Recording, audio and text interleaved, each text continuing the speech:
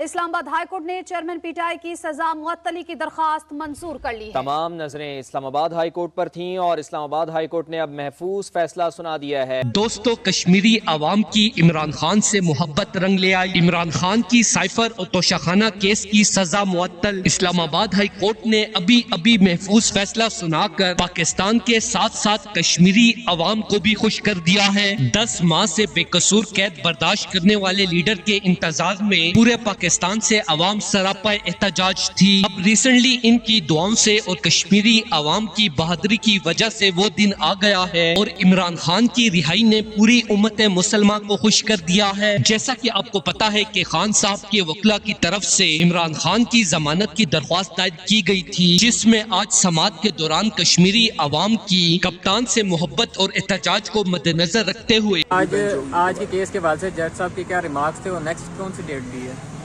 Next 19 ہے جی۔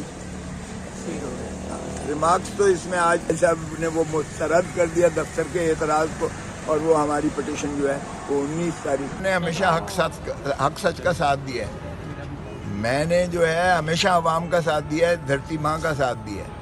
جب تک Pakistan Peoples Party peoples politics کرتی تھی میں بالکل ساتھ رہا ہوں اور ڈٹ کے ساتھ رہا ہوں۔ میں نے سر بھی پھڑوایا ہے جب بھی تشدد اور جبر ہوا ہے، لیکن جب پاور پالیٹکس انہوں نے کر کے اور غلامی چلے گئے، شریفوں کی غلامی میں، اور شریفوں کے ساتھ الحاق کر لیا جو بھٹو کے قاتل ہیں، جو بے نظیر کی گندی تصویریں پھینکتے تھے، تو پھر یہ پاور پالیٹکس اور پیپلز پالیٹکس آپس میں نہیں چل سکتے۔ کوٹڈ ریمارکس دیتے ہوئے کہا کہ عمران خان پاکستان کا وہ لیڈر ہے جسے کروڑوں لوگ دل و جان سے پسند کرتے ہیں۔ اسے سائفر جیسے جھوٹے کیس میں جیل کے اندر رکھنا کہاں کا انصاف ہے؟ مجھے اپنی کورٹ سے نفرت ہو چکی ہے کیونکہ ہم ہر فیصلہ طاقتوروں کے دباؤ میں آ کے کرتے ہیں۔ عمران خان جیسا صابر انسان میں نے آج تک نہیں دیکھا۔ اگر وہ چاہتا تو عوام کو مشتعل بھی کر سکتا تھا، لیکن انہوں نے مسلسل تک جیل میں ٹھیک ہے accountability and transparency. Chief justice کو